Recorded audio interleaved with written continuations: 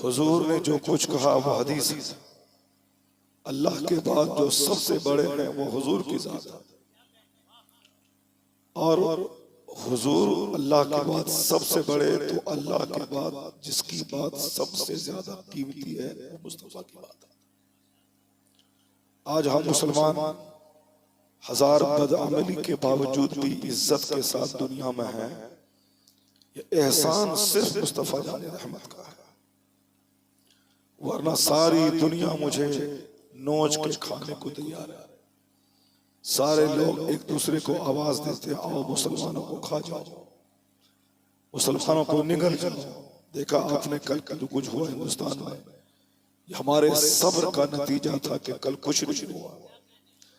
वरना थोड़ा सा अगर गुस्से का इजहार हम लोग करते थे, हिंदुस्तान जलकर राख हो जाता। उनको ना अपने महबूद से प्यार है, ना उनको अपने मजहब से प्यार है। क्या प्यार होगा जो सिर्फ 2 टका के लिए किसी बंदर के सामने, छुचंदर के सामने, सूरज के सामने, चांद के सामने खड़ा होकर अपनी पेशानी को बेच डालता हो। उसके मजहब की बुनियाद ही कुछ नहीं है। जो गोबर और पाखाना को पाक समझता हो वो भी कोई मजहब है। जो कई लाख चीजों को खुदा बनाए हुआ हो वो भी कोई मजहब है। लेकिन आज एक खुदा के मानने वालों को वो चिढ़ा रहा है, और चिढ़ाने की वजह से ही वो सारी रात नाचता रहा, कूदता रहा, सब कुछ करता रहा। तो अक्लमंद है वो जो दूसरों से सबक हासिल करे। जब झूठे खुदाओं का परस्तार नाच कूद रहा है और कड़ाके की सर्दी में बैठ करके वो वहां के सारे मनाजिर को अपने हाथ देख रहा है, पैसा खर्च करके रात भर जाग करके वो खुशियां मना रहा है, तो जो खुदाए फाहिद का परस्तार है उसे भी कसम खा लेना चाहिए कि तुमने मेरे मजहब को मिटाने की ठान लिया है, तो अब हमने भी अपने मजहब को बचाने की ठान लिया।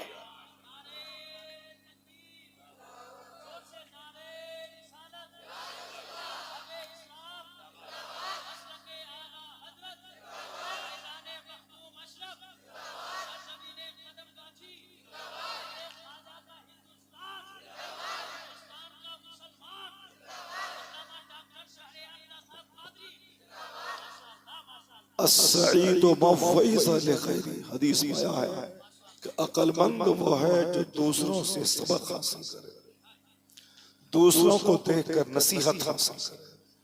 दूसरा शख्स अगर शराब पिया, शराब पीने के बाद उसका एक्सीडेंट हुआ, उसके जिस्म के हजारों टुकड़े हो गए, तो ऐसा नहीं कि वही काम मैं करूं।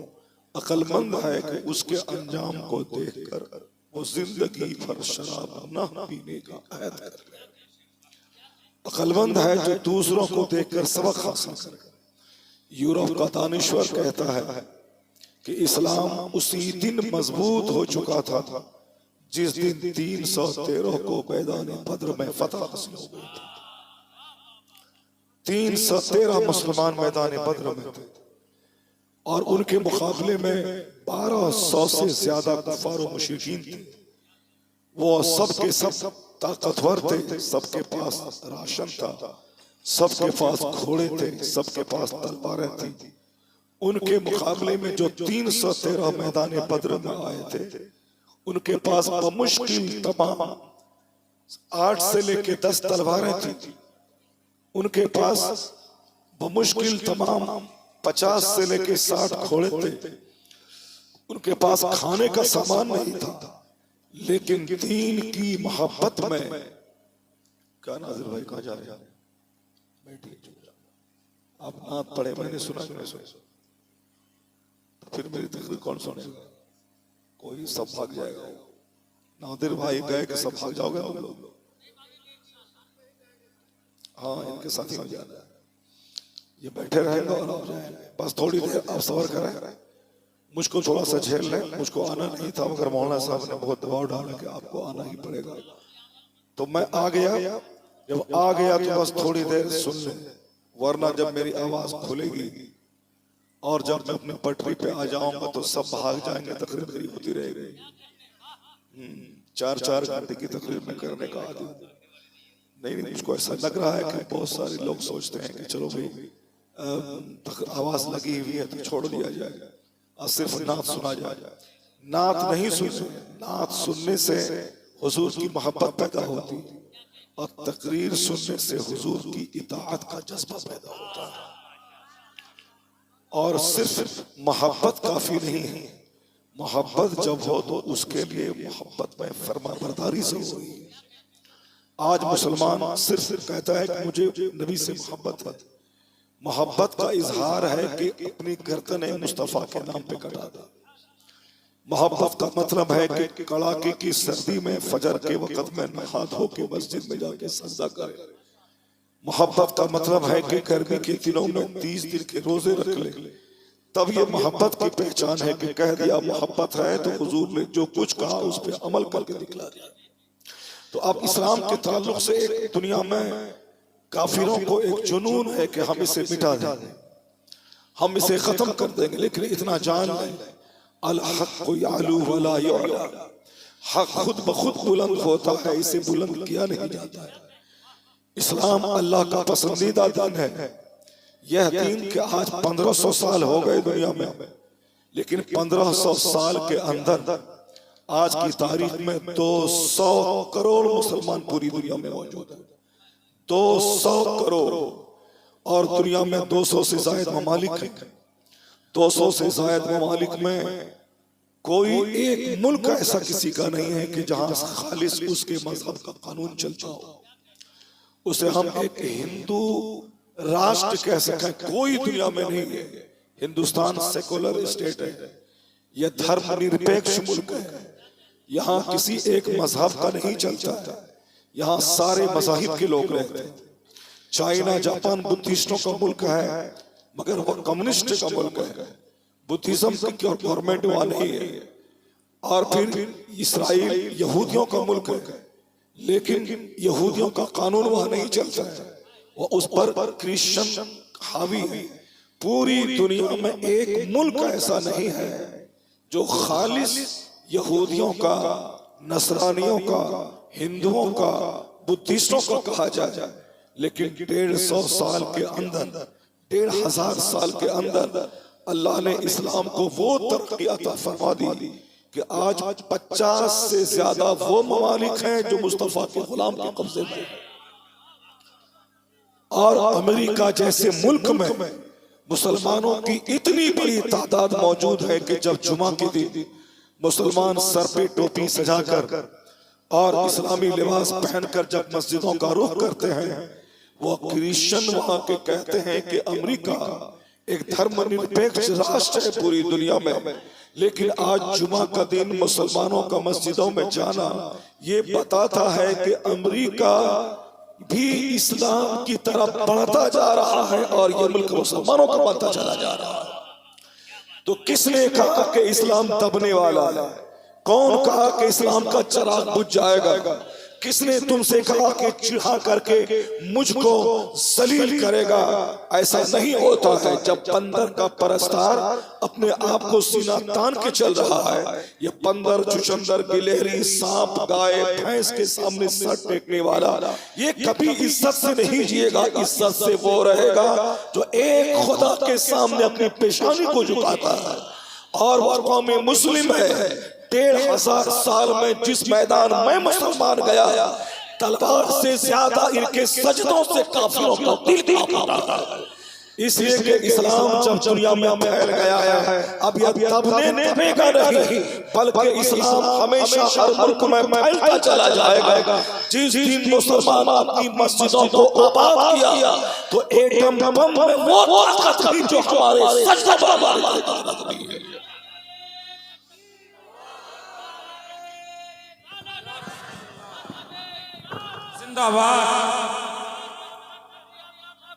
जिंदाबाद। आज हम जलील हो गए सिर्फ इसीलिए कि हमारा लिबास अपने पैगंबर के फरमान के मुताबिक नहीं रहा। आज हमारा चेहरा काफिरों जैसा, आज हमारे सर का बाल जोकरों जैसा, आज हमारा जीन्स टी शर्ट फिल्म के काफिरों जैसा, आज हमारा किरदार उन मुश्रिकों जैसा, मेरी शादी मेरे ब्याह करने का अंदाज उन काफिरों जैसा। अल्लाह ने हमें वक्ती तौर पर जलील कर दिया ताकि तुम सब हासिल करो, रो धो तौबा करो। इसलिए आज हम इन काफिरों के हाथों आज जलील हो रहे हैं। आज आवाज आती है मदीने से कि तुम जिल्लत करो ना मत रो, ये तुम्हारी बदअमली की सजा है। और जिस दिन तुमने सच्ची तौबा की और तुमने अपना चेहरा, मोहरा, लिबास, वेशभूषा, कैरेक्टर, बिहेवियर, किरदार सब तुमने मुस्तफा के गुलामों जैसा बना लिया तो जन्नत वहां मिलेगी। आज सल्तनत इस दुनिया में अल्लाह ताला फरमा देगा। वलिल्लाहिल इज्जतु वली रसूलिही वलिल मोमिनीन। इज्जत तो सिर्फ अल्लाह के लिए है और इज्जत अल्लाह के रसूल के लिए है और इज्जत मुसलमानों के लिए है। अल्लाह ने क्या कहा? इज्जत अल्लाह के लिए है, इज्जत अल्लाह के रसूल के लिए है और इज्जत मुसलमानों के लिए है। शर्त है कि तू मोहम्मदी बन जा, ये सारे काफिर तेरे गुलाम बन जाए। आज ये क्या दुश्मनी करेगा? आज से 1400 साल पहले अबू जहल जैसे लोगों ने कहा था इस्लाम मिटा देंगे। अबू लहब जैसा मक्के का मालदार ये बोला था इस्लाम मिटा देंगे। उतबा और शैबा जैसा मक्के का सरदार कहा था इस्लाम मिटा देंगे। उन लोगों ने देखा कि जब कलमा पढ़ने वाले 40 हो गए तो सोचा कि अब ये तादाद बढ़ जाएगी, इसलिए इसे मिटा देना। जनाबे बिलाल को चटाई में बांध कर धुआं देना शुरू किया, लेकिन जनाबे बिलाल की तकलीफ बढ़ती जाती थी, अल्लाह अकबर का नारा बढ़ता चला जाता था। हजरत खब्बाब को कोयले पे आग पे लटा के उसको तकलीफ दी गई, चर्बी इतनी पिघली कि आग बुझ गई। लेकिन कोई बता दे कि जनाबे खब्बाब ने इस्लाम का दामन छोड़ा। आग में पूरा बदन जलता रहा मगर जबान पे नारे तकबीर की सदा बुलंद होती रही। एक सहाबी को काफिरों ने सूली पे लटका दिया ताकि उसका अंजाम देखकर कोई दूसरा कलमा ना पड़े। लेकिन मालूम है इतनी बड़ी अज़ियतें बर्दाश्त करने के बाद उन लोगों ने चाहा था कि इस्लाम का कलमा पढ़ने वाला या तो मुस्तफा का साथ छोड़ देगा या फिर दूसरा इसका अंजाम देखकर कलमा नहीं पढ़ेगा। लेकिन हुआ यही कि दुश्मनी बढ़ती गई। 40 लोग मोमिन थे, 4000 लोगों ने कलमा पढ़ लिया। इस्लाम का फितरत की फितरत ही ऐसी है कि जब जब दुश्मनी बढ़ती है कलमा पढ़ने वालों की तादाद में इजाफा हो जाता है। जब 4000 लोगों ने कलमा पढ़ा फिर मक्का के काफिरों ने कहा अब हम लोग कसम खा लेंगे कि इस्लाम के पैगंबर का कत्ल का प्लान उन लोगों ने बनाया। नदवा में बैठकर प्लान बनाया कैसे इस्लाम के पैगंबर मोहम्मद ने अब्दुल्लाह को कत्ल करना है। ना यह रहेंगे ना इस्लाम की तबलीग हो पाएगी। उन काफिरों ने कत्ल का प्लान बनाया। अल्लाह रब्बुल इज्जत ने अपने महबूब को उनके प्लान से बाखबर किया और कहा महबूब मक्का छोड़ के मदीना आ जाओ। मुस्तफा मदीना छोड़कर मक्का छोड़कर मदीना आ गए। हुजूर हिजरत कर गए। उन काफिरों के बीच से काफिरों को पता तक नहीं चला। मदीने में आए मक्का के काफिरों ने मदीने के करीब मैदान बद्र में आके पूरी एनर्जी के साथ इस्लाम मिटाने के लिए मैदान बद्र में जमा हो गए। 70 सरदार आ गए थे, तमाम असलहे के साथ आ गए थे। एक तो मक्के में तकलीफ तो देता ही रहा लेकिन उससे सब्र न हुआ तो अब मदीना के करीब आके मैदान बद्र में उन्होंने कत्ल और मरने की दावत दे दी। मैदान बद्र में अल्लाह ने 12,000 फरिश्तों को आसमान से जमीन पे उतार दिया। वह 1200 थे या 313 थे। इनके पास तलवार नहीं थी, इनके पास असलहे नहीं थे, इनके पास खाने के लिए रोटियां नहीं थी, मगर मदीना से चल के मैदान बद्र में आए अल्लाह के भरोसे कि अल्लाह मेरे साथ है। अब मैं इस्लाम का कलमा पढ़ रहा हूँ, अल्लाह मेरी मदद फरमाएगा। 313 घर से आगे बढ़ गए, कदम निकाल दिया। वह मदीने में भी दुआ कर सकते थे मगर मदीने में दुआ नहीं की। हुजूर ने कहा कि अल्लाह की खातिर घर से बाहर निकलना होगा, घर से बाहर निकलना होगा। तुम्हें रोजी चाहिए, रोजी देने वाला अल्लाह है, मगर तुम्हें खेत में हल चलाना होगा, दाना डालना होगा, तुम्हें दरख्त लगाना होगा। उस दरख्त से तब फल मिलेगा, बैठे बैठे नहीं मिलेगा। तू एक दाना गेहूं का खेत में डाल, अल्लाह 1000 दाना तुझको अता फरमा देगा। नारे तकबीर, हाथ उठा के नारे रिसालत, इस्लाहे माशरा कॉन्फ्रेंस, मसलके आला हज़रत फैज़ान मखदूम समना हज़रत अल्लामा अलहाज मुफ्ती साहब किबला ऐसा नहीं होगा कि मैं घर में बैठा रहूं और पैसा चल के मेरे घर में आ जाए। ऐसा नहीं होगा कि मैं खेत में हल न चलाऊं, उसमें रोपा न करूं और बासमती धान मेरे घर में आ जाए। नहीं होगा। ऐसा ना होगा मैं घर में रहूं, गुल्ली डंडा खेलूं, मौज मस्ती करूं और मैं डीएम बन जाऊं। नहीं, 18 घंटे पढ़ने पड़ते हैं डीएम बनने के लिए, 25-30 साल को पढ़ना पड़ता है, फिर कंपटीशन फेस करके तब जाकर के एक बच्चा डीएम बनता है। इसका मतलब आला कामयाबी हासिल करने के लिए मेहनत करनी पड़ती है, नींद कुर्बान करनी पड़ती है, अपना वतन छोड़ना पड़ता है, रात में ठहर कर अपनी फसल की हिफाजत करनी पड़ती है, बारिश में भीग कर खेत में हल चलाना पड़ता है, दरख्त लगा के उसकी हिफाजत करनी पड़ती है, तब जाके 10 साल के बाद वही पेड़ आम देता है। मैंने एक आम की गुठली लगाई थी, अब हर साल कई हजार आम अल्लाह मुझको देता है। यही कुदरत का कानून है कि तुम्हें कामयाबी के लिए मेहनत करना होगा, घर से बाहर निकलना होगा। तू 5 बार मस्जिद निकल, मैं वहां से रोजी दूंगा जहां से तू सोच नहीं पाएगा। तू मुझे सजदा कर, जमीन मेरी है, आसमान मेरा है, हवा मेरी है, आग मेरी की हुई है। मैंने तुझको पानी के एक कतरे से पैदा किया, तू माँ के पेट में था, वह पानी का नापाक कतरा तेरे बाप की शर्मगाह से माँ के पेट में गया। हमने उस पानी में नाक नक्शा बनाया, हमने उसमें जान डाली, फिर तुझे माँ के पेट से बाहर निकाला। तेरी बुनियाद नापाक कतरा है, तेरा बेस पानी की बूंद है, तू पानी के कतरे से पैदा हुआ है, इसलिए पैदा हुआ है ताकि दुनिया में पैदा होने के बाद जब तू जवान हो जाए, जब तू ताकतवर हो जाए, जब तू मालदार हो जाए, जब तू गोरा नारा हो जाए, तो मत कहना कि मैं सबसे बड़ा हूँ, मैं बड़ा जमींदार, मैं बड़ा खूबसूरत। तेरी बुनियाद नापाक कतरा है, तेरी बुनियाद खून का लोथड़ा है, तेरी बुनियाद माँ का मामारी खून खा के तू माँ के पेट में जिंदा रहा है। कुरान शरीफ में एक दर्जन जगहों पे आया है। अपनी बुनियाद पैदाइश पे गौर करना, अपने बेसमेंट पे, अपने बेस पे गौर करना कि तेरी इब्तिदा कैसी है, तेरी स्टार्टिंग कैसी। बुजुर्गों ने कहा है ये इंसान का नेचर है। दौलतमंद होता है गरीबों को हकीर समझता है, ये जवान होता है बूढ़ों को जलील समझता है, इसे नौकरी मिल जाती है गरीबों खस्ताहालों को बुरा समझता है। तो अल्लाह ने एक दर्जन जगह पे कहा कि जब भी तुझे अपनी दौलत पे घमंड हो, अपनी औलाद पे घमंड हो, अपनी जमींदारी पे घमंड हो, अपनी बुनियादी तारीख पढ़ लेना। वो नापाक कतरा जो बाप के पेशाब के रास्ते से निकला, वो नापाक कतरा जो माँ के पेशाब के रास्ते से पेट में पहुंचा, वो माहवारी खून जो माँ का नापाक खून निकलता था, वो रोक कर तेरी ग़िज़ा का इंतजाम हुआ। जब तुझे लगे कि मैं कुछ हूँ, मैं बड़ा हूँ, अपनी बुनियाद याद रख लेना। अगर तुमने गौर किया तो तेरा सारा गुरूर उड़ जाएगा, सारी पैदा हो जाएगी।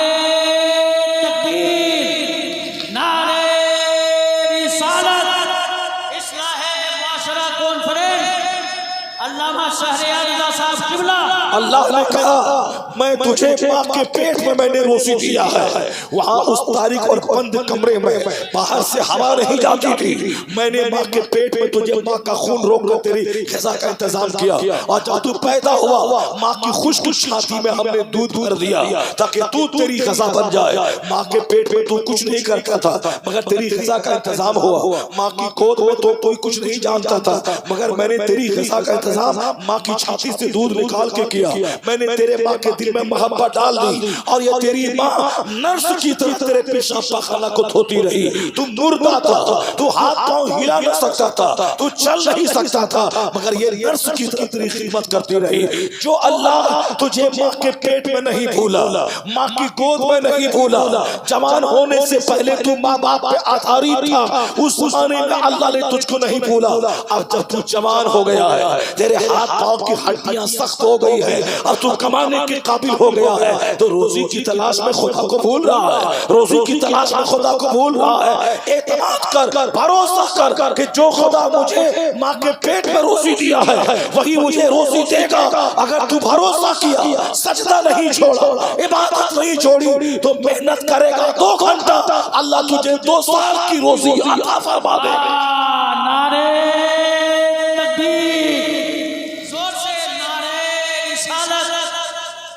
आवाज खुल गई है, बस आप अपनी आवाज बढ़ा कर रखें। मसलके आला हजरत मखदूम में समना सरजमीने कदम बाछी। नारे कुदरत का कानून है कि तुम एक कदम आगे बढ़ो अल्लाह की रहमत 10 कदम तेरी तरफ बढ़ जाएगी। तुम 10 कदम बढ़ो, अल्लाह की रहमत 100 कदम तेरी तरफ बढ़ जाएगी। तू अल्लाह की तरफ चल, अल्लाह की रहमत दौड़ के तेरा इस्तेमाल करेगी। अल्लाह कहता है मैं तुझे इज्जत दूंगा, इज्जत लेने के काबिल तू बन जा। मैं रोजी दूंगा, तू मेहनत कर, मेरी जमीन पे फैल जा। ये जमीन मेरी है, मैंने इस जमीन को पहाड़ों से सजाया है, मैंने इस जमीन को दरख्तों से सजाया है, मैंने इस जमीन को समंदर से सजाया है, मैंने इस जमीन में अलग अलग क्वालिटी रख दी है। तो तेरे जिंदा रहने के लिए फल भी चाहिए, तेरे जिंदा रहने के लिए संतरा भी चाहिए, तेरे जिंदा रहने के लिए रोटी और चावल भी चाहिए, तेरे जिंदा रहने के लिए आलू प्याज भी चाहिए, तेरे जिंदा रहने के लिए अदरक और लहसुन भी चाहिए, तेरे जिंदा रहने के लिए दूध भी चाहिए, तेरे जिंदा रहने के लिए मछली भी चाहिए, तेरे जिंदा रहने के लिए गोश्त भी चाहिए। गोश्त चाहिए, मैंने मुर्ग को तेरे लिए पैदा किया है, मैंने बकरा को तेरे लिए पैदा किया है, ताकि बकरी का दूध भी पी और बकरे का गोश्त भी खा, ताकि मुर्गी का अंडा भी खा और मुर्गी का गोश्त भी खा, और इन जानवरों से काम भी ले, उस पर सामान भी लाद दे और एक जगह से दूसरी जगह जा। या घोड़ा तेरे लिए ताकि मैदान जंग में काम आए, या ऊंट तेरे लिए ताकि तू रेगिस्तान में इसकी पीठ पर तू सामान लाद कर सफर कर सके। और ऊंट ऐसा अजूबा जानवर है जो एक हफ्ते का पानी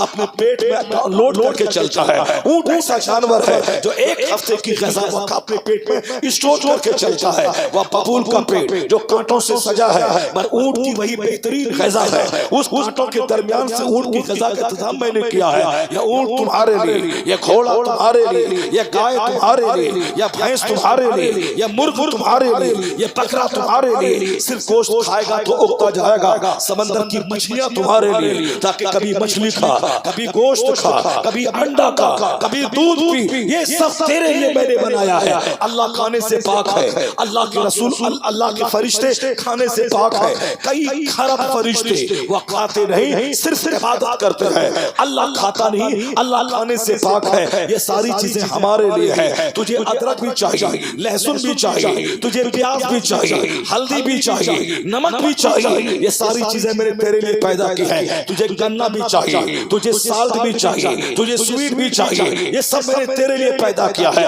एक संतरा काफी था, और अनार तेरे लिए है। एक अनार 100 बीमार, यानी अनार बीमारों का इलाज है। रोजाना एक सेब खा, डॉक्टरों के पास जाने से बच जाएगा।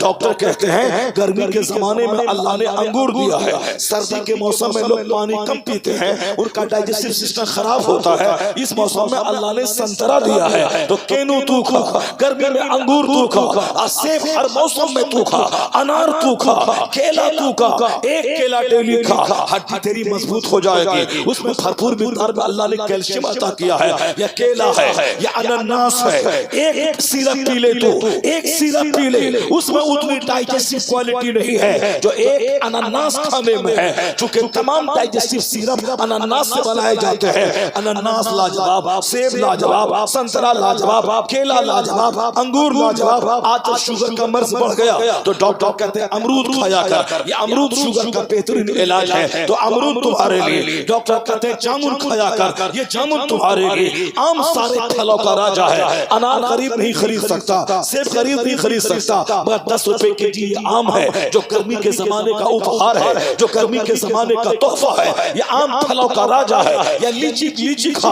आम का, ये लीची हमारे लिए, ये आम हमारे लिए, संतरा हमारे लिए, केनू हमारे लिए, ये गोश्त हमारे लिए, ये दूध हमारे लिए, ये मछली हमारे लिए। ये सारी नेमतें हमारे लिए, ताकि तन्हाई में बैठ के तू गौर कर। अल्लाह ने इतनी सारी नेमत मुझको दी। जमीन मेरे लिए, आसमान मेरे लिए, सूरज मेरे लिए, चांद मेरे लिए। तू बैठ के गौर कर, मैं किस काम के लिए, मैं क्यों पैदा हुआ। सारी चीजें मेरे लिए हैं, मैं किस काम के लिए पैदा हुआ। जब तू गौर करेगा तो आवाज तेरे ज़मीर से आएगी, सारी नेमतें तुम्हारे लिए।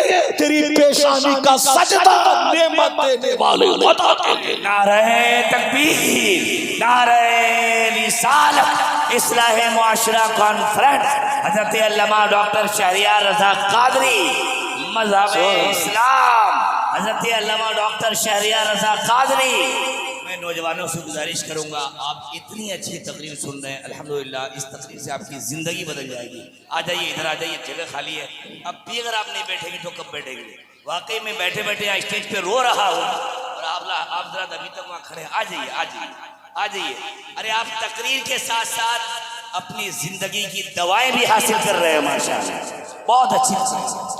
अक्लमंद वो है जो दूसरों से सबक हासिल करे। अल्लाह ने हमें अक्ल दी है ताकि मैं तन्हाई में बैठकर गौर करूं, इस अक्ल का इस्तेमाल करूं। अल्लाह ने आंख दी है देखने के लिए, अल्लाह ने जबान दी है बोलने के लिए, अल्लाह ने हाथ दिए हैं हरकत के लिए, अल्लाह ने पाँव दिए हैं चलने के लिए, अल्लाह ने पेट दिया है रोजी को पचाने के लिए, अल्लाह ने फेफड़ा दिया है ताकि तेरी आवाज खुली रहे, एक पंखी की तरह तेरी मशीन तरोताजा रहे। अल्लाह ने कान दिए हैं ताकि दुनिया भर की बात सुनो। ये कान कितनी बड़ी नेमत है। आप किसी बहरे को देखें जो बेचारा अपनी बीवी की बात सुन नहीं सकता है, अपने बच्चों की बात सुन नहीं सकता है। ये जबान कितनी बड़ी नेमत है। गूंगे को देख ले जो ठीक से बोल नहीं सकता, जो तुतला के बोलता है, उसको देखें। आप साफ बोल रहे हैं, वह बोलने से मासूर है, वो मेहनत करके बोलता है, आप आसानी से फर्राटे से बोलते हैं। ये आंख अल्लाह की नेमत, ये जबान अल्लाह की नेमत, ये कान अल्लाह की नेमत, ये हाथ अल्लाह की नेमत। अगर किसी की एक उंगली कटी हुई है वह समाज में ऐबदार माना जाता है। जिसकी पांचों उंगलियां सलामत है वह सही तसालिम और तंदुरुस्त माना जाता है। तो जिसके पास 3 उंगली है 2 उंगली नहीं है, आपके पास 5 उंगली है, तो इसका मतलब ये नहीं कि आप किस्मत खां हो गए, अल्लाह ने उसको जलील कर दिया, हमको 5 उंगली दी है। नहीं नहीं, अल्लाह ने आपको नेमत दी है तो अक्लमंदी का तकाजा ये है। उसके पास नेमत कम है, आपके पास नेमत ज्यादा है, तो नेमत ज्यादा होने का मतलब ये निकला कि अब आप सजदे शुक्र बढ़ा दें, आप तौबा बढ़ा दें, अल्लाह का जिक्र बढ़ा दें, नेमत पर तफक्कुर करेंगे। इतने एहसानात अल्लाह के हैं। मुझे गूंगा बना देता, मुझे अंधा बना देता, मुझे बहरा बना देता, मुझे पोलियोग्रस्त बना देता, मुझे लूला बना देता, मुझे लगड़ा बना देता। पर अल्लाह ने हाथ दिए, पाँव दिए, जबान दी, आंख दिया, अकल दिया ताकि मैं तन्हाई में बैठकर गौर करूं। जब गौर करेंगे इन नेमतों पे 50 करोड़ खर्च करने के बाद नाखून अगर नाखून खत्म हो जाए, अमेरिका का कोई वैज्ञानिक ओरिजिनल नेचुरल नाखून नहीं दे सकता।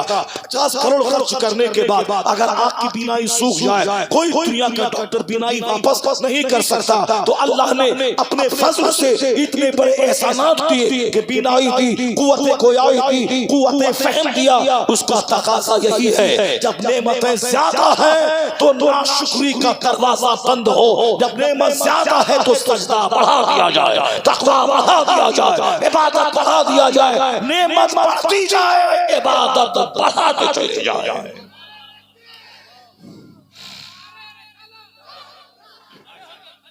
अल्लाह रब्बुल इज्जत ने हमें अक्ल दी है ताकि मैं अक्ल का सही इस्तेमाल करूं, मैं अक्ल से गौर व फिक्र करूं कि अल्लाह रब्बुल इज्जत का कितना एहसान हमारे ऊपर में है। तो अल्लाह ने सारी चीजें मेरे लिए पैदा की हैं। मुझको किस काम के लिए बनाया है? नाचने कूदने के लिए, माँ बाप को मारने के लिए, नाच गाना के लिए, हमें कव्वाली सुनने के लिए, हमें साफ तबला बजाने के लिए, हारमोनियम बजाने के लिए, माँ बाप का मजाक उड़ाने के लिए, मदरसे को उजाड़ने के लिए, मस्जिदों को वीरान करने के लिए, आलिमों को मान करने के लिए हमें अल्लाह ने इसलिए पैदा किया है। मैं मस्जिदों को उजाड़ूं, मैं मदरसों को उजाड़ूं, मैं कव्वाली और तबला बाजा पे, मैं हारमोनियम पे अपनी कमर को मैं हिलाऊं। नहीं नहीं, अल्लाह ने जब इतनी सारी नेमतें की, सारी चीजें मेरे लिए पैदा की, जब आप गौर करेंगे तो आप कहेंगे इलाही ये नेमतें मेरे लिए हैं। अब मेरी पेशानी का सस्ता तेरे लिए है, रोजा तेरे लिए है, हज तेरे लिए है, ज़कात तेरे लिए है। इधर इबादत बढ़ती जाएगी, अल्लाह नेमतों को बढ़ाता चला जाएगा।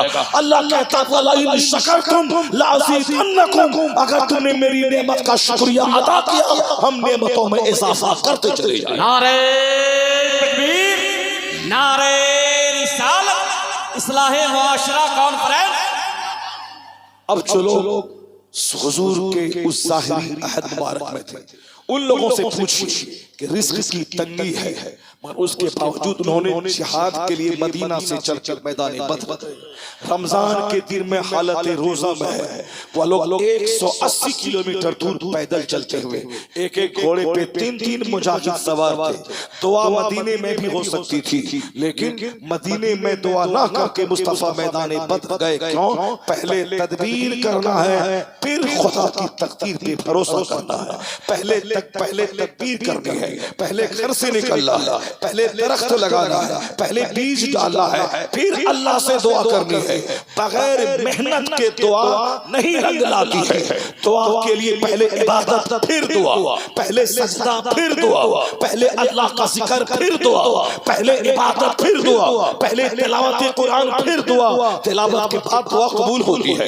मैदान जिहाद में दुआ कबूल होती है। हर इफ्तार के वक्त में दुआ कबूल होती है। जब 15 घंटे अल्लाह की खातिर भूखे प्यासे रहे, इफ्तार का टाइम आ जाए, उस वक्त अल्लाह दुआ कबूल करता है। जब जलसे में 2 घंटे खिताब सुने, आखिर में सलात व सलाम और दुआ हो, चूंकि 4 घंटे अल्लाह का जिक्र आपने सुना है, 4 घंटे अल्लाह का जिक्र किया है, तब आखिर में दुआ कबूल होती है। रोजेदार की दुआ इफ्तार के टाइम में कबूल होती है। नमाजी नमाज मुकम्मल करने के बाद दुआ करे, रोजेदार रोजा मुकम्मल करने के बाद दुआ करे, हाजी हज मुकम्मल करने के बाद दुआ करे, तिलावत करने वाला तिलावत करने के बाद दुआ करे। ठीक उसी तरह जब 2 घंटे की महफिल में अल्लाह का जिक्र हो जाए, जिक्र खत्म हो, उसके बाद अल्लाह से दुआ करे, वो दुआ कबूल होती है। लेकिन हम जलसा को उजाड़ देते हैं। जब दुआ की कबूलियत का वक्त आता है, उससे पहले हम भाग जाते हैं। इसका मतलब है कि हम दुआओं की बरकतों से महरूम हो जाते हैं। पहले जिक्र, फिर दुआ। जो अक्लमंद होगा वह जलसे में आखिर तक रहेगा, सलातो सलाम पढ़ेगा, वह दुआ में शरीक होगा। 4 घंटे जब वाज होगा, तकरीर होगी, कुरान हदीस पर बयान होगा, फिर जो दुआ होगी वो दुआ काबिल कबूल हो जाएगी। और सुन ले, अकेले दुआ करना और है, 40 मुसलमान के बीच दुआ करना और है। मैं गुनहगार हूँ, मैं बदकार हूँ, मेरे करोड़ों गुनाह हैं, लेकिन जहाँ 40 मुसलमान जमा होते हैं, वहाँ जरूर कोई अल्लाह वाला होता है, अल्लाह का वली होता है। तो जरूर मैं बदकार हूँ, मगर उन आमीन कहने वालों में कोई तहज्जुद गुजार होता है। जब वो आमीन कहता है, उस तहज्जुद गुजार के सदके में बुरों का भी भला हो जाता था।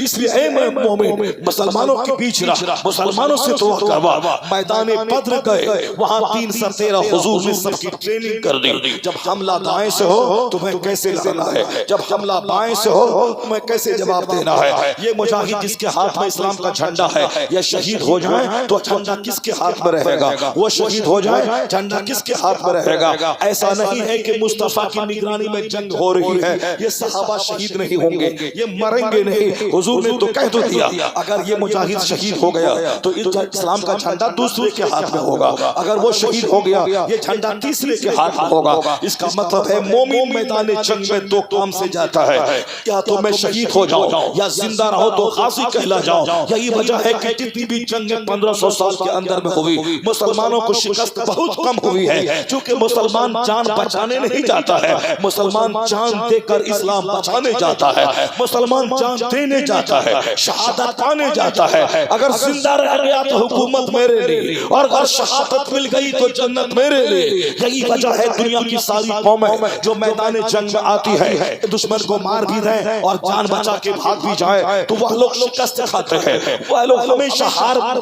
का सामना करते हैं। हम लोगों ने पढ़ा है, लेकिन अभी प्रैक्टिकल में सारी दुनिया देख रही है। इसराइल का यहूदी जो दुनिया का सुपर पावर अमेरिका है, उसका हाथ उसकी पीठ पर है। इसराइल नाम का कोई मुल्क नहीं है, वो अमेरिका की कॉलोनी है, वो अमेरिका के इशारे के बगैर कुछ नहीं कर सकता। अमेरिका जैसी महाशक्ति, उसका हाथ इसराइल की पीठ पर है, और एक मुट्ठी पर चंद नौजवान वो अपनी सुरखों में रहकर उससे मुकाबला कर रहे हैं। वो बोला था 3 दिन में गजा को मिटा देंगे, 3 दिन में गजा का नामो निशान खत्म कर देंगे। दुनिया पूछ रही है, 3 महीने से ज्यादा गुजर गए, हमास का तुझे कुछ नहीं बिगाड़ पाया, इन मुजाहिदीन का कुछ नुकसान नहीं कर पाया। अलबत्ता तेरे हजारों सिपाही मारे गए, हजारों टैंक तेरे तबाह हो गए, तेरा शहर चलकर राख हो गया, तू अपने फौजी की लाशों उठाकर तू थक गया, तेरे हॉस्पिटल तेरे जख्मियों से भर गए। तू बोला था कि 3 दिन में मिटा देंगे, 3 महीने के बाद भी इसराइल फिलिस्तीन के हमास ताजा दम है, वो लड़ने में सलाहियत रखते हैं। आखिर उनके पास कौन सी ताकत है? अमेरिका जैसी महाशक्ति को टक्कर देने वाला ये मुट्ठी भर जवान, उससे पूछे तेरे पास कौन सी ताकत है जो तू दुनिया को हिला के रख दिया, अमेरिका को पानी पिला दिया, इसराइल के यहूदियों को लाखों चने चबाने पर मजबूर किया। ये बोलता हमारा जज्बा शहादत है। इसराइल जान बचा के भागना चाहता है, इसलिए मारा जाता है और हमारे नौजवान शहीद होने जाता है, इसलिए पहले दुश्मनों को जहन्नम पहुंचाता है, फिर ये शहीद होते हैं। पता चला कि मुसलमान या तो शहीद होगा या फिर फांसी बनेगा। जो जान देने जाता है और जो जान बचाने जाता है, जान बचाने वाला जंग नहीं जीत पाएगा, जान देने वाला जंग जीत पाएगा। यही वजह है इसराइल को मुट्ठी पर फिलिस्तीन के नौजवानों ने अमेरिका जैसी ताकत को टक्कर दे के बता दिया, एटम बम में वो ताकत नहीं है जो ताकत खुदा की जात पे भरोसा है। नारे तकबीर, नारे रिसालत, इस्लाहे मुआशरा कॉन्फ्रेंस।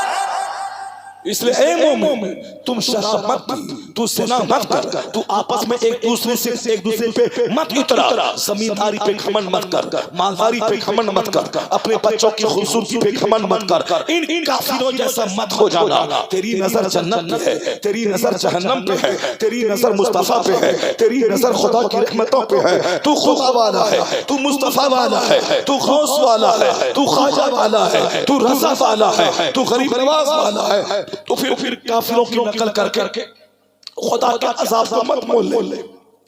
इन काफिरों की नकल करके मुस्तफा को नाराज मत कर, इन काफिरों की नकल करके अपने बुजुर्गों को नाराज मत कर, बल्कि तू शहीद होने आया है, तू खासी बनने आया है, तू हाकिम बनने आया है, तू जन्नत जाने के लिए पैदा हुआ है। इन काफिरों की तरफ पैसे पे रीझना, मकान पे रीझना, जमींदारी पे रीझना, ये तेरा मकसद हयात नहीं है। तू पक्का मोहम्मदी बन जा, यहाँ तू हाकिम बनेगा।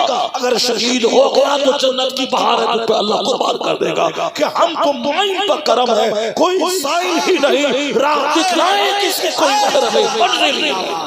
नारे तकबीर, नारे रिसालत, हज़रत अल्लामा डॉक्टर शहरयार रज़ा कादरी। मेरी ताकत का राज है खुदा की जात पे एतमाद करना, मेरी कामयाबी का फलसफी है मुस्तफा के नक्शे कदम की पैरवी करना, मेरी कामयाबी का राज है कुरान पाक की तिलावत करना, मेरी कामयाबी का राज है रात में तन्हाई में अल्लाह के हुजूर आंसू बहा के सजदा करना। यही मेरी कामयाबी का राज है। एक कौम मुस्लिम इसके नाचने से मत घबरा, इनके कूदने से मत घबरा, इनके साथ ढोल बजाने से मत घबरा। ये नाचने के लिए पैदा हुआ है, नाचता रहेगा, ये कूदने के लिए पैदा हुआ है, कूदता रहेगा। तेरे मजहब का कुछ नहीं बिगड़ेगा, तेरा खुदा एक है, तेरा रसूल एक है, तेरी किताब कुरान एक है। लाजवाब खुदा, लाजवाब रसूल, लाजवाब कलाम इलाही कुरान, जिसका जवाब किसी के पास नहीं है। अमेरिका के वैज्ञानिक थक गए, कुरान के सूरह कौसर का जवाब नहीं ला सके। हिंदुस्तान के विद्वान थक गए, कुरान पाक में इन्ना आतेना कल कौसर का जवाब न ला सके। दुनिया के सारे यहूदी थक गए, कुरान पाक को मिटाने की तैयारी में लगे, नहीं मिटा पाए। सूरह फातिहा से लेकर सूरह नास तक इस 1500 साल में न ज़बर बदला, न शेर बदला, न एक आयत बदली। उन्होंने अपनी तौरेत में तहरीफ किया, इंजील में तहरीफ किया, यहूदी जलील हो गए, नसरानी जलील हो गए। वह 1500 साल में न कुरान का ज़बर बदला, न शेर बदला, न कुरान का पेश बदला, एक आयत बदली। बड़ा से बड़ा मौलवी पैदा हुआ, कोई कुरान की आयतों को चुरा न सका, न अपनी तरफ से बढ़ा सका। बड़ा से बड़ा विद्वान पैदा हुआ, चूंकि कुरान की हिफाजत का जिम्मा अल्लाह ने लिया है। यही वजह है अमेरिका ने बड़ी मेहनत कर दी, उन्होंने एक मोटी किताब अल फुरकान नामी किताब लिखवा दी, बस दुनिया के लोगों ने उस किताब पे थूक दिया। वो चाहा था कि अच्छी प्रिंटिंग होगी, अच्छी किताबत होगी, बिल्कुल दीदा से किताब होगी, लोग उसे गले लगाएंगे, अच्छी ज़बान इस्तेमाल होगी, लोग उसे पढ़ेंगे। बस दुनिया के सारे मुसलमानों ने उसे नकार दिया, कहा ये कुरान करीम अल्लाह की किताब है। अरब के वाले अरब में पैदा हुए, उनकी ज़बान अरबी, लेकिन वो अरबियों जब अरबी का कुरान पढ़ते हैं उसे लगता है कि मेरी ज़बान और है, खुदा की ज़बान और है। अरबी जबान कुरान की अरबी का कोई जवाब नहीं है। आज तक अल्लाह ने उसे बचाया। लोगों ने कुरान पाक को दरिया में डाल दिया, लोगों ने कुरान पाक को आग के हवाले किया। वो डेनमार्क का जोकर लोगों के सामने कुरान को आग लगाता है, कुरान के पर्चे फाड़ देता है। कुछ यहूदी कुरान पाक में पेशाब कर देते हैं। पेशाब करने वाला वो खतरनाक मर्ज में गिरफ्तार होकर कर रहा है। वो डेनमार्क का पागल वो जो कुरान पाक की पर्चे को फाड़ रहा था, वो पागल होकर मर रहा है। 1500 साल में यही हुआ। जिसने कुरान के साथ बदसलूकी की उसकी दुनिया तबाह हो गई, उसका उक़बा तबाह हो गया, उसकी सेहत तबाह हो गई, उसका दिमाग तबाह हो गया। अल्लाह ने हिफाजत का जिम्मा लिया है, इसने कुरान नहीं बदला। उसी तरह अल्लाह ने इस्लाम की हिफाजत का जिम्मा लिया है। तो इस्लाम 1500 साल में हजार दुश्मनों की मौजूदगी में आंधियां आती रही, तूफान आता रहा, यहाँ तक कि कोई यजीद आया, कोई तातारी काफिर आया, अबू जहल आया, उतबा आया, शेबा आया, अबू लहब आया, ये सारे जलील हो गए। इस्लाम मुस्कुराता चला गया। 4 लाख से 4 करोड़ लोगों ने कलमा पढ़ा। 4 करोड़ को जब मिटाने की ठान लिया, 4 करोड़ 40 करोड़ लोगों ने कलमा पढ़ लिया और बोला मिटा देंगे। 100 करोड़ लोगों ने कलमा पढ़ा, जब बोला मिटा देंगे 200 करोड़ लोग जिसके नाम के साथ लफ्ज़ मोहम्मद जुड़ा हुआ है, मोहम्मद एहसन, मोहम्मद कमर, मोहम्मद तौसीफ, या 200 करोड़ मोहम्मदी फौज। ये इस बात की दलील है कि जब जब दुश्मनी बढ़ी है तब तब कलमा पढ़ने वालों की तादाद में इजाफा होता चला गया है। नूरे खुदा कुफ्र की हरकत पे खंदाज़न फूंकों से चराग बुझाया जाएगा। जिंदाबाद जिंदाबाद। नारे तकबीर, नारे रिसालत, फूंकों से चराग बुझाया जाएगा। इसलिए इस्लाम के बारे में तबसरा मत करना चौक चौराहे पे और दालान में और अपने घर में कि इस्लाम का नूर मिट जाएगा, ऐसा नहीं होगा।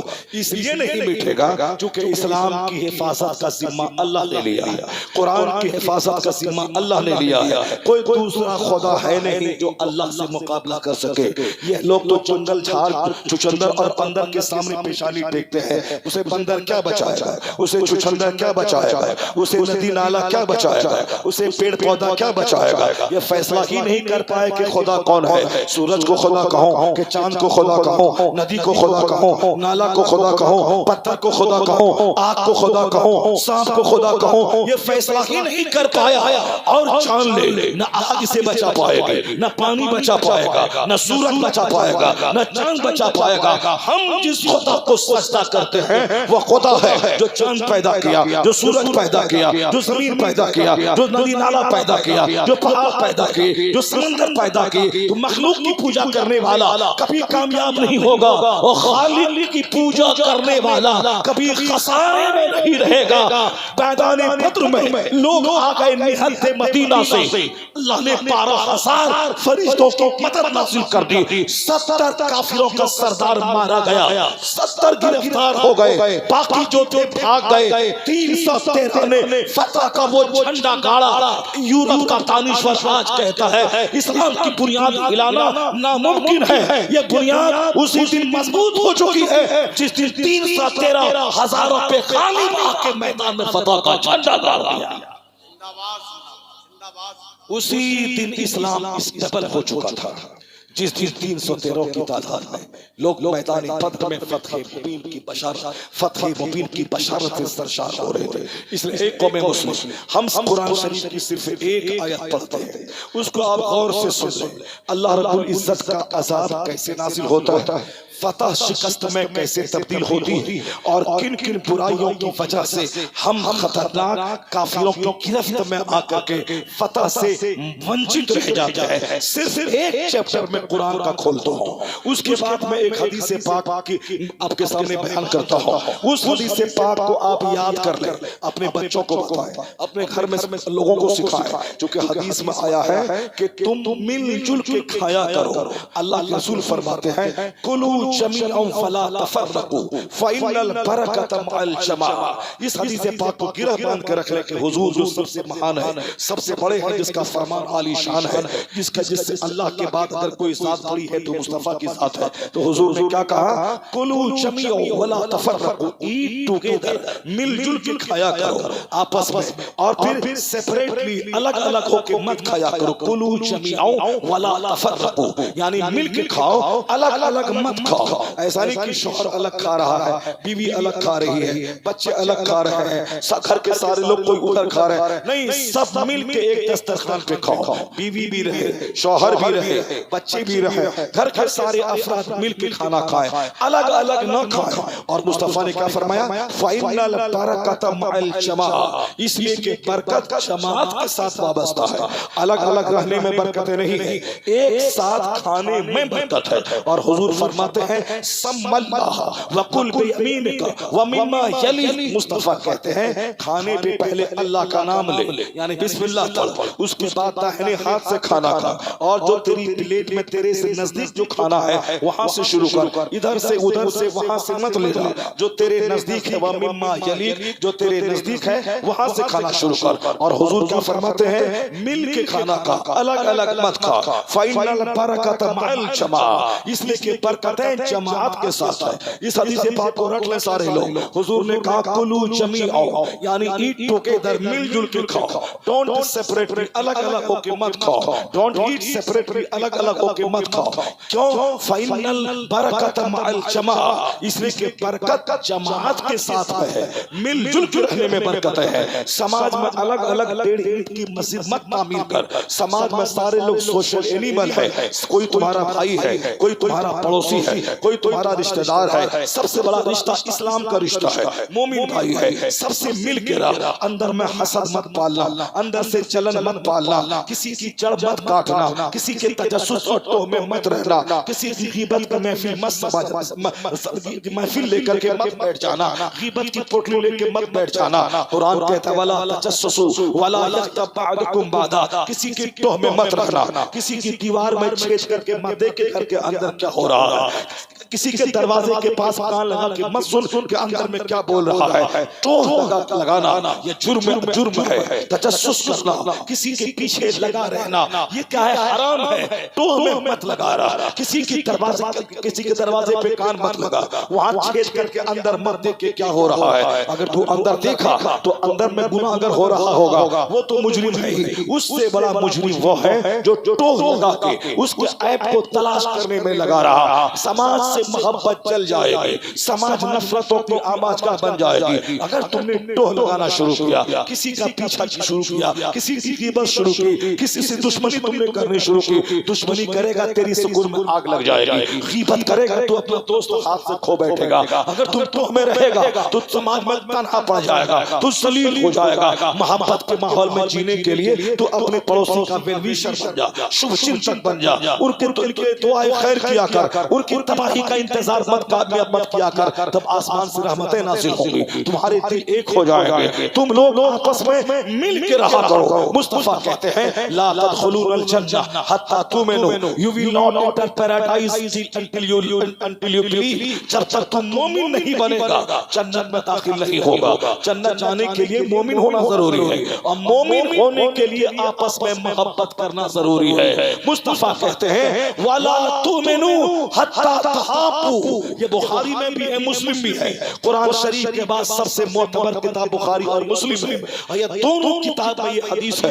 हजरत अबू हुरैरा इसके रावी है, क्या कहते हैं मुस्तफा कि नहीं बनेगा मोमिन, जन्नत नहीं जाएगा जब तक कि मोमिन न बन जाओ। हम मोमिन नहीं बनेगा जब तक कि आपस में एक दूसरे से मोहब्बत न करो। मोहब्बत का मतलब अपनी बहन से मोहब्बत, भाई से मोहब्बत, माँ बाप से मोहब्बत, रिश्तेदार से मोहब्बत, पड़ोसी से मोहब्बत, अपने गांव समाज के लोगों से मोहब्बत, इंसान से मोहब्बत, मोमिन से मोहब्बत करनी होगी। अगर कोई भिखारी है मत पूछना कि तेरा मजहब क्या है, अगर वह भिखारी है तो उसको खाना दे दे, प्यासा है तो पानी दे दे। अल खल्क़ु अयालुल्लाह फअहब्बुल खल्क़ि इलल्लाह अमन अहसन अला अयाली। मुस्तफा कहते हैं कि तमाम मखलूक अल्लाह का कुंबा है, और अल्लाह के नजदीक सबसे पसंदीदा वो शख्स है जो अल्लाह के कुंबे के साथ अच्छा सलूक करने वाला है।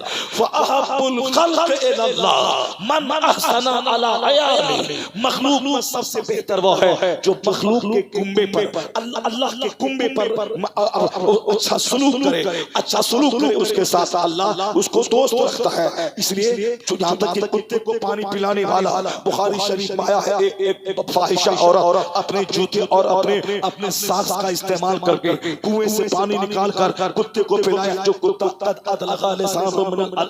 जो कुत्ता अपनी ज़बान को प्यास की वजह से निकाल कर रखा था, कुएं के इर्द गिर्द घूम रहा था, कीचड़ को चाट रहा था, उस बदकार औरत ने अपने मोजे और जूते को खोलकर कुएं से डोल बनाकर पानी निकाल कर जब कुत्ते को पिलाया, हुजूर कहते हैं वह खातून जन्नत में है, वो जन्नत में है। जब एक कुत्ते को पानी पिलाने वाला वो जब जन्नत का मुस्तहिक बन सकता है या औरत बन सकती है, तो जो इंसान अशरफुल मखलूकात को पानी पिलाए, जो अशरफुल मखलूकात की भलाई करे, वो बदल जही औला वो जन्नत का हकदार हो जाएगा। पड़ोसी से लड़ने वाला, रिश्तेदार से चिढ़ने वाला, उनकी पीठ में खंजर भोंकने वाला कहता है बरकत कहाँ है, सुकून कहाँ है, सेहत कहाँ है, इज्जत कहाँ है। एक घर में 10 लोग हैं, 10 बीमार है, दिमाग में टेंशन है, गोरा चेहरा काला है, हाथापाती का माहौल है, आलीशान महल बना लिया, सुकून नहीं है, 1000 बीघा जमीन खरीद लिया, सुकून नहीं है। सुकून मिलेगा कहाँ? अल्लाह ने सुकून न जमीन की खरीदारी में रखा है, न मकान की तामीर में रखा है, न सोफा में रखा है, न बैंक्स में रखा है, न पैसे में रखा है, न मॉल में रखा है। अगर सबसे ज्यादा खुश अगर बिल्डिंग में होता, मुकेश अंबानी के पास 36,000 करोड़ का मकान है, वो मस्त रहता, मगर उसका चेहरा भी बुझा बुझा सा रहता है, वो भी देखने में लगता है कि बेशुमार फिक्रें इसके दिमाग में है।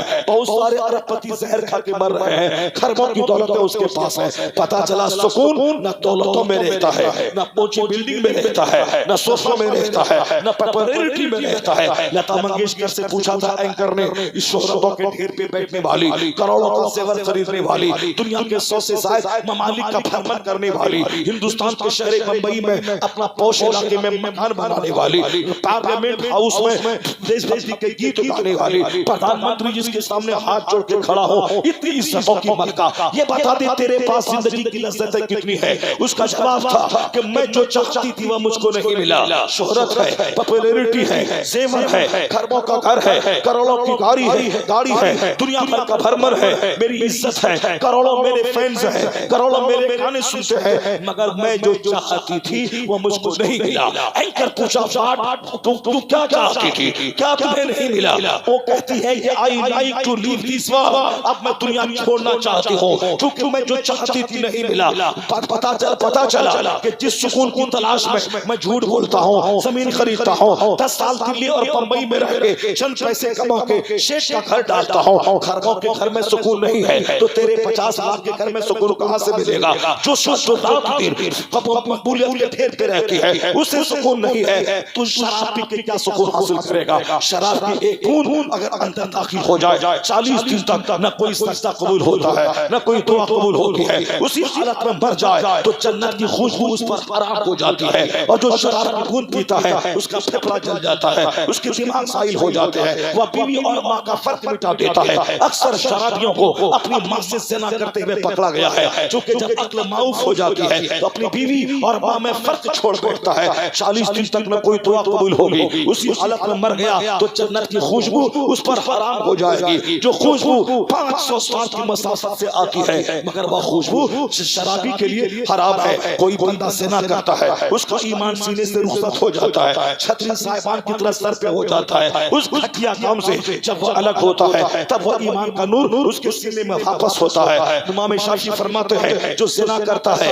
ये कर्ज है, या उसकी नस्ल से वसूला जाएगा। अगर बाप ने ज़िना किया, ये ज़िना का कर्ज उनकी औलाद से वसूला जाएगा, उसके बेटों से वसूला जाएगा, उसकी बेटी से वसूला जाएगा। अगर तुमने मुंबई के मार्केट में किसी तवाइफ के कोठे पे गया तो यहाँ कटिहार के देहात में कोई दूसरा शख्स वो तेरे घर में दाखिल होगा, तू वहां ज़िना करेगा।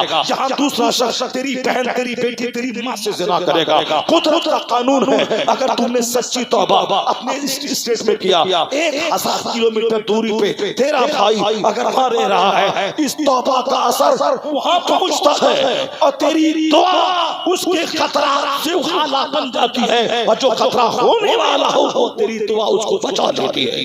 यहाँ तक कि माँ रहती है तेरे गांव में, तेरा बेटा रहता है पंजाब और दिल्ली में, माँ का तो हाथ यहाँ उठता है, ये दुआ चल के उनके बच्चे के लिए एक हाला बन जाती है। गुनाह यहाँ होता है, इसकी निगेटिव किरणें तेरी औलाद को जला के राख कर देती है। आमतौर पर पता चलता है जिसकी माँ का पांव फिसला हो उसकी बेटी महा बदकार बन जाती है। जिसका बाप शराबी पापी हो उसकी औलाद उसकी नस्ल में 100 साल के बाद भी ये गुनाह उसकी नस्ल में पाया जाता है। तो तू अपने आप को नहीं तबाह करता, तेरी औलाद तबाह होती है, नस्लें तबाह होती है। कई साल के बाद ये गुनाह का असर वहां पहुंचता है। अगर तू कैंसर से पीड़ित है ये बीमारी तेरी नस्ल में जाएगी। उसी तरह अखलाकी बीमारी अगर है तेरी नस्ल में जाएगी। ज़िना तबाह करता है, शराब तबाह करती है, बेपर्दगी तबाह करती है। जिसकी औरतों के पायल की आवाज अजनबी मर्दों के कान में जाए वो खाने काबा में क्यों ना दुआ करे, अल्लाह उसकी दुआ को रद्द कर देता है। जो हराम खाना पेट में डाले वो खाने काबा का गिलाफ थाम के दुआ करे, अल्लाह उसकी दुआ को कबूल नहीं फरमाता। दुआ की कबूलियत के लिए हलाल रिज़ा शर्त है। दुआ की कबूलियत के लिए औरतों का पर्दे में रहना शर्त है। औरतें जब तक पर्दे में न रहे उस वक्त तक दुआ कबूल नहीं होगी। आज 40 लाख लोग गिलाफ काबा थाम के दुआ करते हैं, दुआ रद्द हो रही है। दिल्ली में एक बार कहर छाया, बारिश बंद हुई, हजारों मुसलमान सड़कों पे आए, हाथ उठा के दुआ की, दुआ कबूल नहीं हुई। मगर हजरत अबू निज़ामुद्दीन अबुल मुअय्यिद वो अपनी माँ का दुपट्टा लेकर अल्लाह रब्बुल इज्जत के हुजूर दुआ की, इलाही ये उस औरत का दुपट्टा है जिसको सारी जिंदगी किसी अजनबी ने उनके चेहरे को नहीं देखा, उसके सर से तो आंचल नहीं खिसका, उस दुपट्टे का वास्ता है बारिश बरसा दे। कई हजार मुसलमान मैदान में जमा हुए, दुआ कबूल नहीं हुई। एक औरत का दुपट्टा जिसके चेहरे को गैर मर्द ने नहीं देखा, जिसके सर से आंचल नहीं खिसका, उसको उसके वसीले से जब दुआ मांगी गई फौरन कंगोर कटा छाई और वो बारिश हुई कि सारा इलाका सरसब्ज़ शादाब हो गया। पता चला नारे रिसालत इस्लाहे मुआशरा कॉन्फ्रेंस उलमाए अहले सुन्नत नारे तकबीर।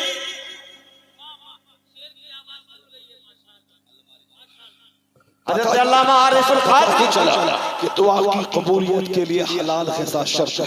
दुआ की कबूलियत के लिए औरतों का पर्दे में रहना जरूरी है। हमने नकल काफिरों की शुरू की, अल्लाह मुझे काफिरों की ठोकरों में डाल दिया। ये मुझे मारना चाहता है, ये मुझे घसीटना चाहता है, ये मुझे तबाह बर्बाद करना चाहता है। उसका एक रास्ता है कि एक रास्ता अभी भी आवाज आ रही है, तू मोहम्मदी बन जा, तू मोमिन बन जा, तू पाकबाज बन जा। तेरी औरतें काफिरों की औरतों की तरह न रहे, उस पे पर्दा डाल दे, उस पे चादरें डाल दे, तू अपने घर में तिलावत बढ़ा दे, सजदा बढ़ा दे। यहाँ सुकून का एक वाहिद रास्ता है। जब मंगेशकर के घर में सुकून नहीं, मुकेश के घर में सुकून नहीं, शार्ली चैपलिन के घर में सुकून नहीं, बंबई के एक्टर के घर में सुकून नहीं, अरबपति के सुकून नहीं, तो सुकून है कहाँ? अल्लाह कहता है अला बिज़िक्रिल्लाह तत्मइन्नुल कुलूब, जान ले चाहे इबादत है वहाँ सुकून है, जहाँ जिक्र है वहाँ सुकून है, जहाँ तिलावत है वहाँ सुकून है। अगर झोपड़ी में सजदा है महलों के मुकाबले में अल्लाह सारा सुकून झोपड़ी में अता फरमा देता है। इसलिए सुकून हासिल करने के लिए जितना परेशान रहेगा, मकान में अल्लाह ने सुकून रखा ही नहीं है, शराब में अल्लाह ने सुकून रखा ही नहीं है, गाने बजाने में अल्लाह ने सुकून रखा ही नहीं है, भरभर करने घूमने फिरने हनीमून मनाने के लिए कश्मीर जाना, डलझील जाना, गोवा जाना, वहाँ सुकून रखा ही नहीं है। पटना का एक अरबपति ताजी वो गया था बाहर फॉरेन घूमने के लिए, वहां से वापस आया तो 4 दिन के अंदर उनके घर से 4 लाशें निकली। पता ही चला कि सुकून अगर रहता तो उसको पटना के अरबपति के घर में रहता, अमेरिका यूरोप से घूम के आया था उसके घर में सुकून होता। मगर रात में सुबह जब हुई 4 लाश घर से निकली, शौहर भी मर गया, बीवी को भी मार डाला, अपने दोनों पर खूबसूरत बच्चों को भी ज़बह कर डाला। पता चला कि फरमान में न सुकून है, न नाचने गाने में सुकून है, न खेती बाड़ी में सुकून है, न महल की तामीर में सुकून है, न अमेरिका यूरोप घूमने में सुकून है, न नौकरी में सुकून है, न महलों की तामीर में सुकून है। अगर फूस के घर में अगर जिक्र इलाही है, वहाँ दुरूद है, वहाँ जिक्र है, वहाँ तिलावत है, वहाँ सजदा है, वहाँ फरिश्तों का आना जाना है, जहाँ शैतान आए वहाँ से सुकून मिट जाता है, और जहाँ फरिश्ता आए वहाँ सारा सुकून बरत जाता है।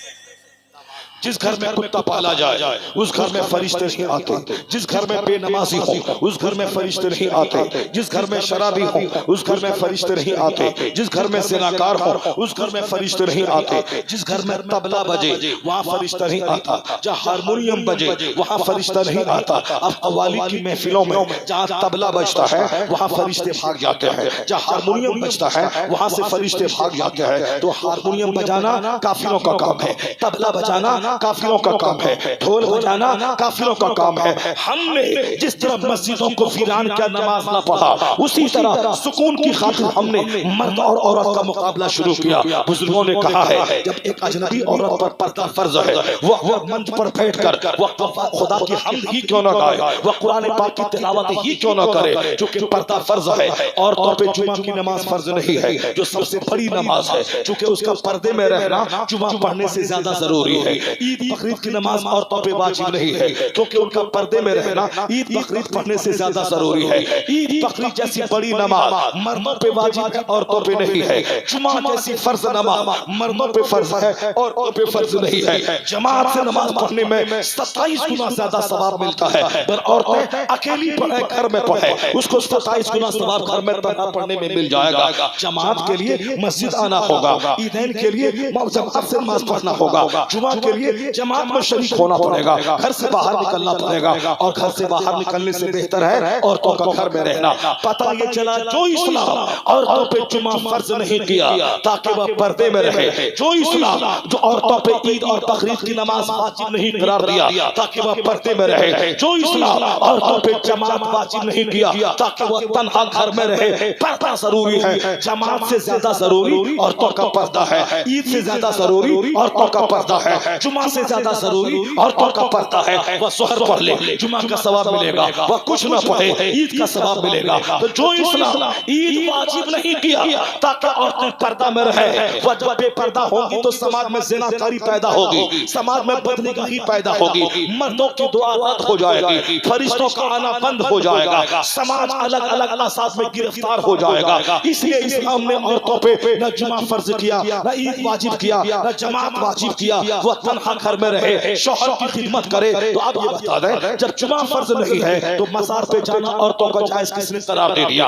अजमेर जाना बस पे किसने करार दे दिया? यहाँ जमात में जाना जरूरी नहीं है, जुमा जरूरी नहीं है, अजमेर जाना किसने जरूरी करार दिया? फरमाते हैं बुजुर्गों ने दी हदीस का मफहूम है जब औरत घर से निकलती है दरगाहों के लिए उस पर लानत बरसती है। एक बस में 5 औरत बैठी रही, अजमेर चर्च जाएगी, फरिश्तों की लानत, जब वहां से लौटेगी फरिश्तों की लानत, उस लानत में मर्द भी गिरफ्तार हो जाएंगे जो उनके साथ बैठेगा, उनके साथ वो लानत का हिस्सा उस पर भी हो जाएगा। इसलिए इस्लाम का फॉलो कर अपनी औरतों को मज़ार पे जाने से रोक दे, उसे बेपर्दा होने से रोक दे। बेटा पढ़ा लिखा तो पेट न भरा, या सिर्फ नाजुक को पढ़ा लिखा के इंजीनियर डॉक्टर मास्टर बना के उसकी गुलामी करके क्या पेट भरेगा?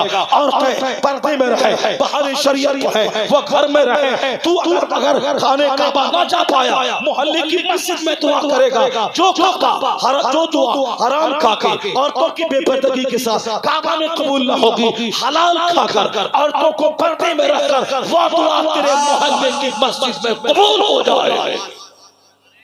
अल्लाह अकबर।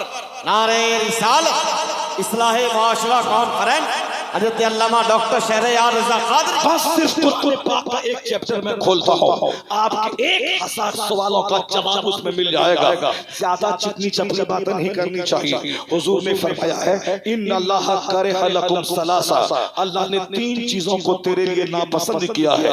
उन 3 चीजों में एक चीज है कीला वक़ाल, यानी फेंट टॉक, बिला वजह की बातें करना, बिला वजह की बातें करना, चौक चौराहे दलाल मचान के पास बैठकर बिला वजह फेंट टॉक, अर्थलेस टॉक, अर्थहीन टॉक या बेसलेस टॉक, यानी जिस गुफ्तगू का कोई मतलब ही न हो, अल्लाह ने उसे नापसंद किया है। और कसरत सवाल, ज्यादा सवाल करने को अल्लाह ने नापसंद किया है। हजरत ये कैसे है, हजरत वो कैसे है, हजरत ये कैसे हुआ? जिस चीज को तू जानता है, नमाज पढ़ना फर्ज आजम है, नमाज छोड़ना गुनाह आजम है, ज़िना करने से बड़ा गुनाह है नमाज छोड़ना, शराब पीने से बड़ा गुनाह है नमाज छोड़ना, क्योंकि कोई 10 साल शराब शराब पीता रहा, सच्ची तौबा करेगा, दोबारा शराब को आंख उठा के नहीं देखा, अल्लाह माफ कर देगा। उसके बदले में कोई दूसरा काम करने की जरूरत नहीं है। लेकिन नमाज फर्ज हुई है 15 साल में, ये बंदा नमाज शुरू कर रहा है 25 साल में, ये 10 साल की नमाज उसके जिम्मे कज़ा है, वो 50 उम्र भी क्यों न कर ले, ये 10 साल की नमाज उसको पढ़ना ही पड़ेगा।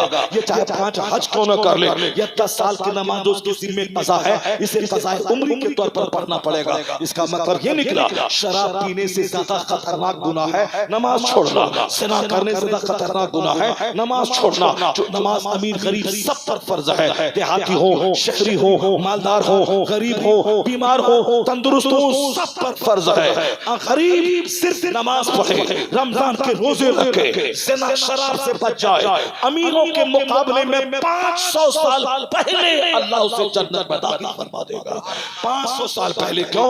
अमीरों से हज का सवाल न होगा कि हज फर्ज हुआ 25 साल पहले, तू डिले क्यों करता रहा, बेटा को पढ़ा दे, बेटी को शादी दिला दे, मकान बना दे, एक प्लॉट खरीद ले, तब हज को जाएंगे, सारा काम करके इत्मीनान हो जाए तब हज को जाएंगे। फर्ज हुआ था 25 साल पहले, अब 25 साल तुमने डिले क्यों किया, उसका जवाब देना होगा। तुम्हारा हज फर्ज हुआ, तुमने हज क्यों नहीं किया? तेरा बाप उस पर हज फर्ज था, वो नहीं किया, मर गया, तो तुमने बाप की जायदाद से उनकी वसीयत पर अमल करते हुए तुमने उनकी तरफ से हज क्यों नहीं किया? तुम पर 1 लाख रुपए था, 2500 रुपए तुम पर ज़कात के फर्ज थे, तुमने क्यों नहीं निकाला? 1 करोड़ रुपए में 2.5 लाख ज़कात निकली, तू 50,000 निकाला, ये 2 लाख तुमने क्यों नहीं निकाला?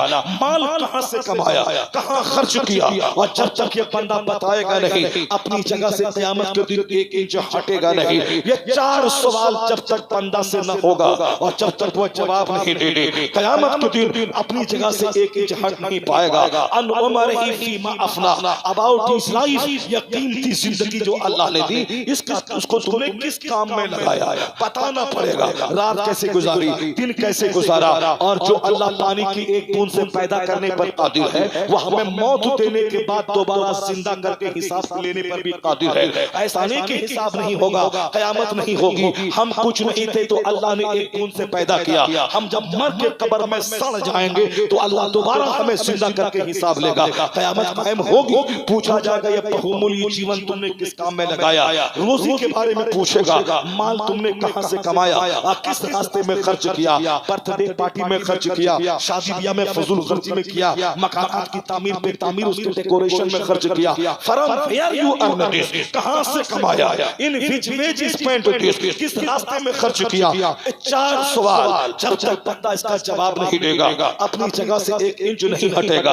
अपने घर में खाना खाइए, बाल बच्चों को लेके खाइए, और वहाँ कोंगा भर के मत खाइए। कोंगा भर के खाना, ये कोंगा शैतान का तरीका है। खाते वक्त बात करते रहिए, फिल्म की बात नहीं, क्रिकेट की बात नहीं, फजूल बात नहीं, झूठ नहीं, रिश्तेदारों की गीबत नहीं, उससे बात मत करना, उसको सलाम मत करना, वो मेरा दुश्मन है, वो अपने बच्चों के अखलाक का दुश्मन है, जो बच्चों के सामने मौलाना की गीबत करता है, पड़ोसी की गीबत करता है, रिश्तेदार की गीबत करता है, वो अपने बच्चों को बदअखलाक बनाता है, घटिया बना रहा है, जो अपने बच्चों के साथ दिमाग में दूसरे भाई के तई नफरत डाल रहा है। गीबत मत कर, ये हराम है, चुगलखोरी मत कर, ये हराम है, दूसरों के टोह में मत रह, ये हराम है। बातें कौन सी कर, बात ये कर। मौलाना तकरीर कर रहा था, उस तकरीर में मुस्तफा की एक हदीस पढ़ा था मौलाना कि जब तक 4 चीजों का सवाल बंदों से न हो जाएगा, 1 इंच बंदा अपनी जगह से न हटेगा, ताकि बीवी भी उस सवाल की तैयारी करे और बच्चे भी सुन ले, सब मिलके खाएंगे,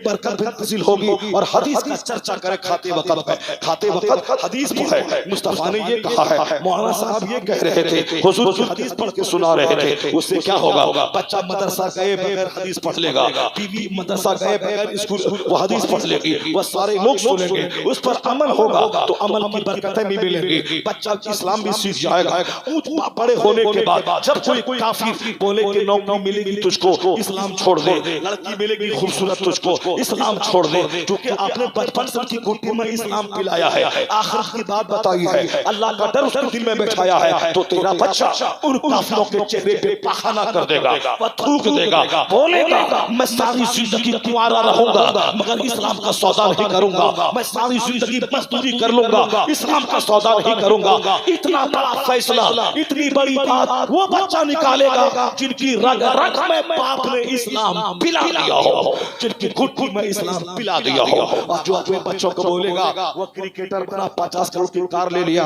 वो एक्टर बना 50 करोड़ की जमीन खरीद लिया, वो डॉक्टर बना गरीबों से लूट लूट के अरबपति बन गया, तो तेरा बच्चा लुटेरा बन जाएगा, तेरा बच्चा डकैत बन जाएगा, तेरा बच्चा डॉक्टर बन के सिर्फ वो दौलतों की हवस में मरीजों की जान लेकर उसकी जायदाद, उसकी जमीन, उसके पैसे, उसकी जेब पर नजर रख के मरीजों की जान से खिलवाड़ करके अपना आशियाना बनाएगा।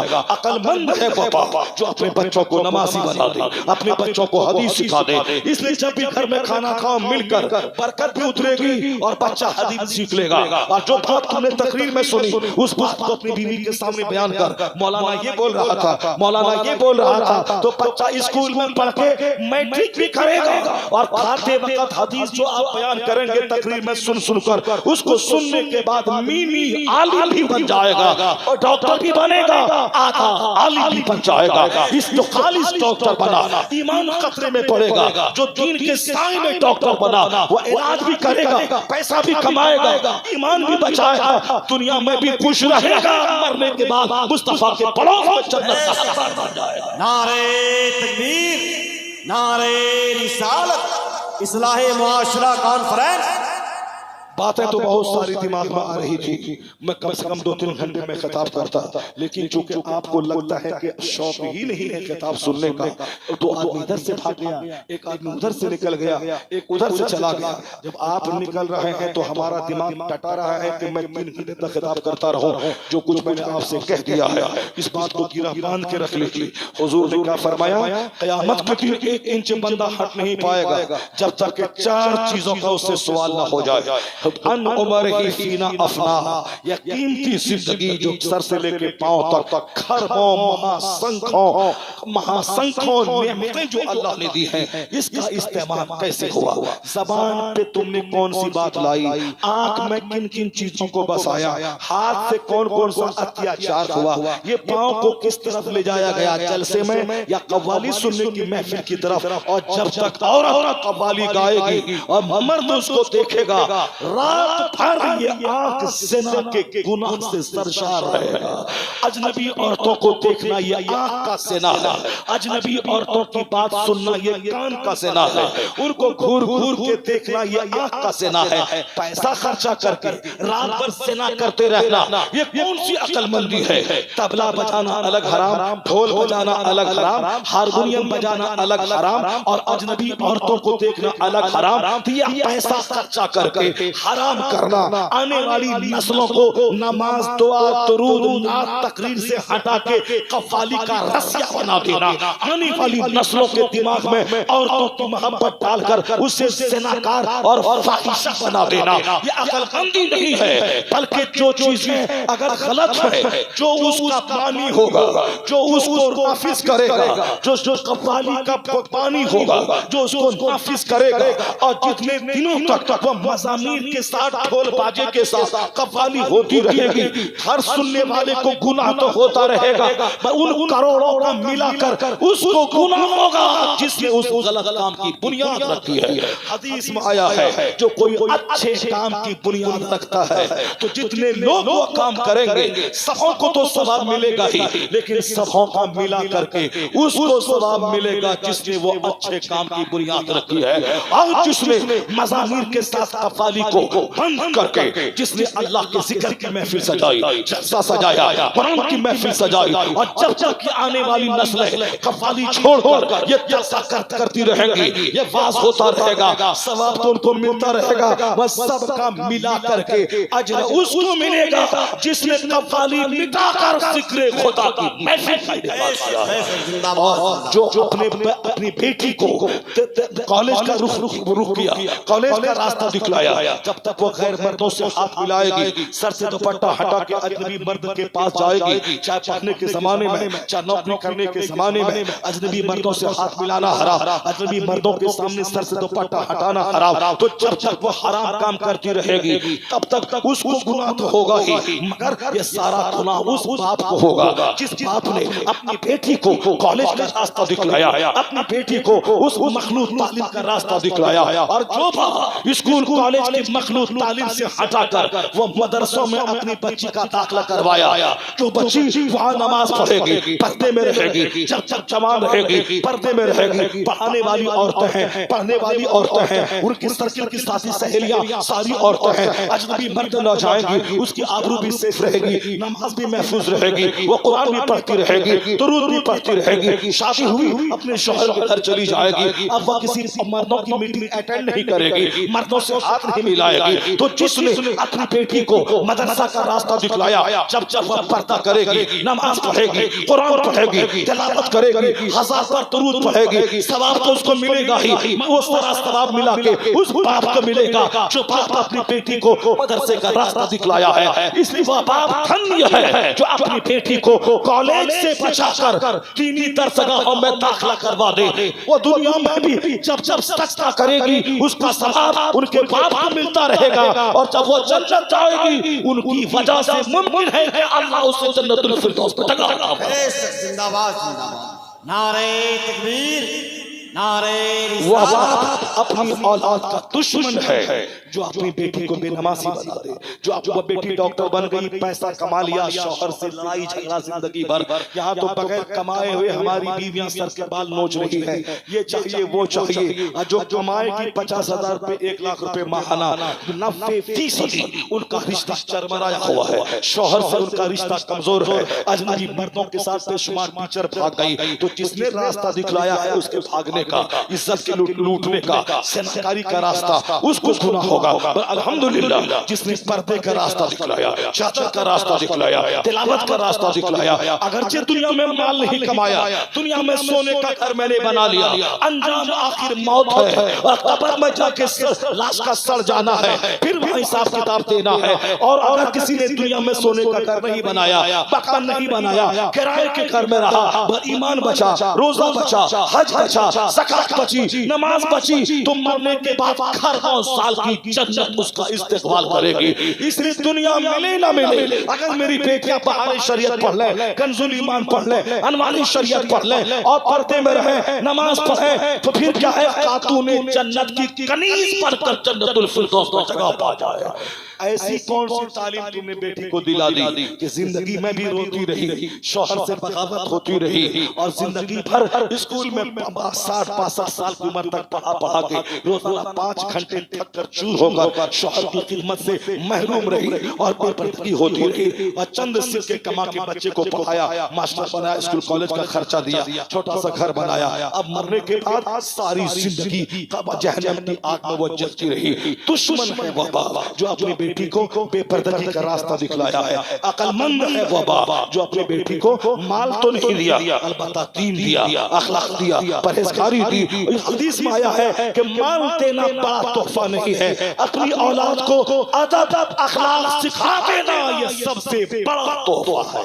मान अला वालिदुन वलदहु मिन नहलिन अफज़ल मिन अदबिन हसन। मुस्तफा फरमाते हैं एक बाप अपनी औलाद को जितना भी गिफ्ट देता है, अच्छा अदब सिखाने से बेहतर कोई गिफ्ट नहीं है।